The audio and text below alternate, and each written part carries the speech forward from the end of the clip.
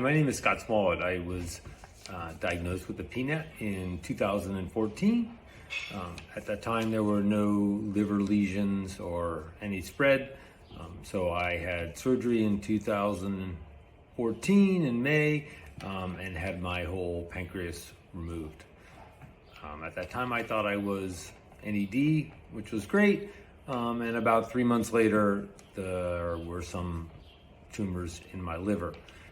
So at that time, PRRT had not been approved in the United States, so I started down a CAPTEM regimen. The CAPTEM was convenient because you take the pills orally, but it was not easy. The side effects were significant. I was cancer-free or liver metastases free for about 4 years, and then at that time things started to grow again. PRRT had since been legalized or approved in the US, so I decided to do that in 2020. Nice thing about PRRT is that I found it to be very easy. I had very few side effects. The thing I joked about was that it was mostly boring more than anything else. So as opposed to the side effects of CAPTEM, there were really none for me for PRRT. So that was great. It worked for a little bit, but really not very long. In 2021, I had sort of exhausted a lot of the things that I could do.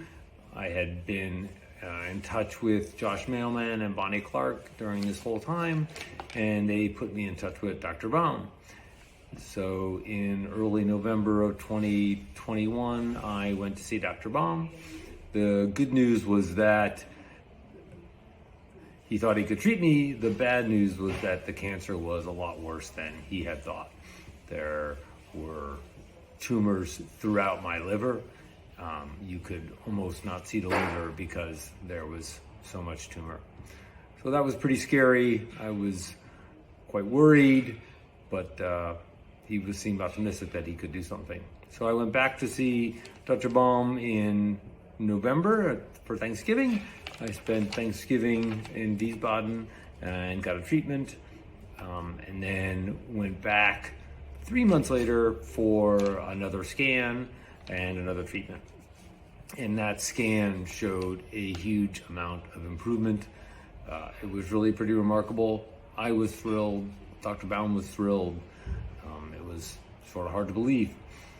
I then went back again in early February of this year and had another treatment and another scan, and things looked even better. So it was really remarkable. Then I went back in May and had another scan, and things continue to get smaller. Dr. Baum did not think that another treatment was necessary. So I am now just going back to get scans. It's amazing and sort of hard to believe. I think I can pretty safely say that this treatment pretty much saved my life.